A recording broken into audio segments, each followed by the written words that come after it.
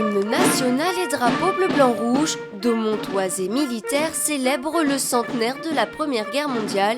Une cérémonie organisée dans le cadre de l'hommage national sans ville, sans drapeau, sans héros, initié par l'armée.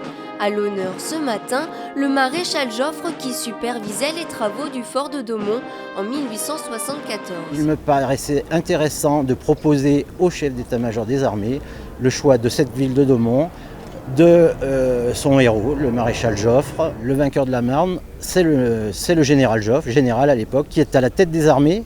Les armées, c'est une armée de terre, c'est pour ça que le chef d'état-major de l'armée de terre a tenu au symbole d'être présent ici, de présider cette cérémonie comme un symbole de continuité. Au drapeau. Le maréchal Joffre et Daumont, c'est avant tout une histoire commune et symbolique. Le héros de la bataille de la Marne a en effet vécu durant 4 ans ici, à Daumont, puis il est revenu en 1921 pour honorer les vétérans de la guerre.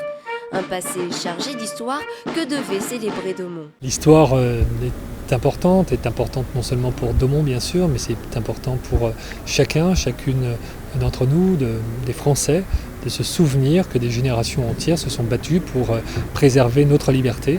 Et en l'occurrence, ce fut particulièrement le cas lors de la Première Guerre mondiale, très coûteuse en vie humaine, mais en même temps salvatrice pour un conflit qu'on allait appeler la Der des Der, mais qui était malheureusement le premier des conflits mondiaux que le monde entier allait connaître dans les années futures.